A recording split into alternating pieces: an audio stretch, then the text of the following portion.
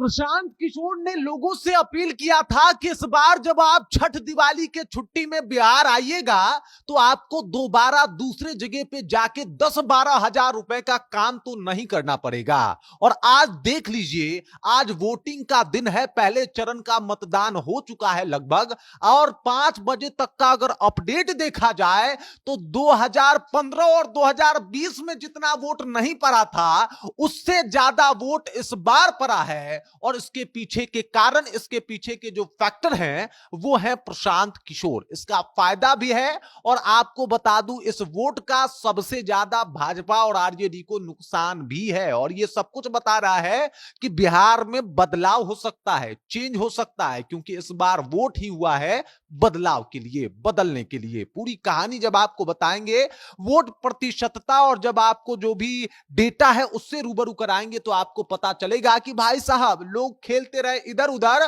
प्रशांत किशोर अलग खेल गए हैं। पूरी कहानी क्या है सब कुछ आपको विस्तार पूर्वक बताएंगे, समझाएंगे।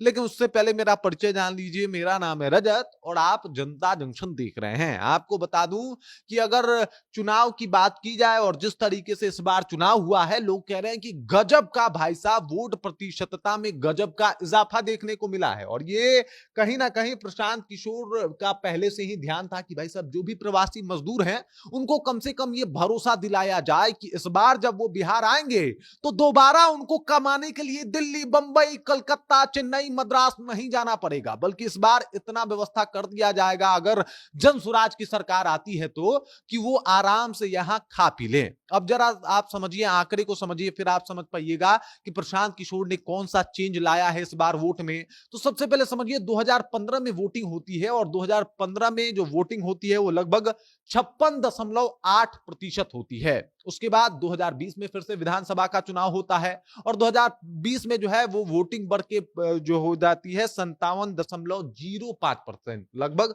57% जो है वो वोट होता है 2020 में। 56%, 56.8% जो है वो वोट होता है 2015 में। और अगर 2025 के पहले चरण की ही बात कर दी जाए तो अभी तक लगभग 60% से भी ज्यादा वोटिंग हो चुका है और संभावना है कि आखिरी तक 65% वोट जो है वो इस बार हो जाए।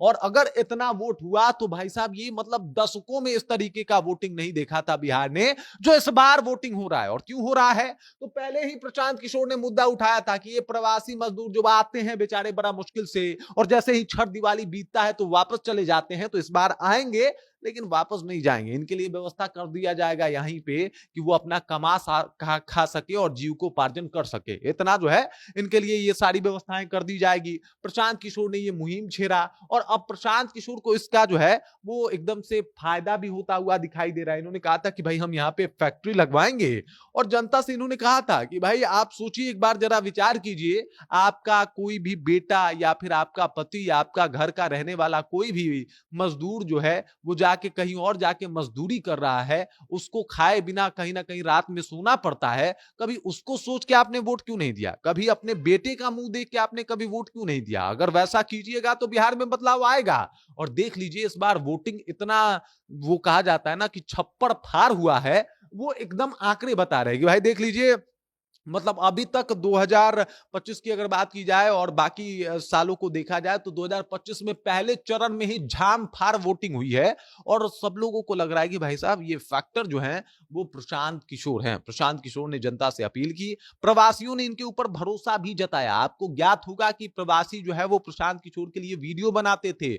वो दिल्ली रहते थे, पंजाब रहते थे, या फिर कोई मॉरिशस या फिर कोई दुबई रहता था, कोई अरब रहता था, और वहां से वीडियो बना के बोलते थे कि भाई साहब हम आएंगे तो इस बार प्रशांत किशोर को वोट देंगे। और चीजें कितनी बदली, अचानक से वोट प्रतिशतता में इतना बड़ा उछाल, ये बता रहा है कि बहुत बड़ा परिवर्तन की तरफ बढ़ रहा है बिहार। और ऐसा लग भी रहा है कि क्या उस चेंज के लिए बिहार तैयार है, क्योंकि वोट प्रतिशतता बता रही है कि भाई साहब इस बार खूब वोट हुआ है और लोगों ने जम के अपना वोट दिया है। तो क्या जन स्वराज जो है वो इस बार बिहार चुनाव का एक्स फैक्टर साबित होने वाला है? और क्या ये जो प्रवासी मजदूर है वो लोग भरोसा जता दिए हैं? मतलब अगर जता दिए हैं तो समझ जाइए कि वो लोग दबा भी दिए हैं ये जो इनका चुनाव चिन्ह है उसके ऊपर एकदम से जाके उन्होंने अपना वोट दे दिया है। और अगर ऐसा होता है तो बहुत बड़ा फैक्टर बनके प्रशांत किशोर इस बार बिहार चुनाव के बाद उभरते हुए दिखाई देंगे।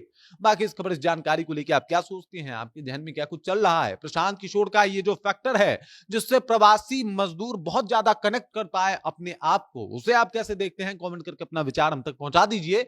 बाकी आप देख रहे हैं जनता जंक्शन और मेरा नाम रजत है।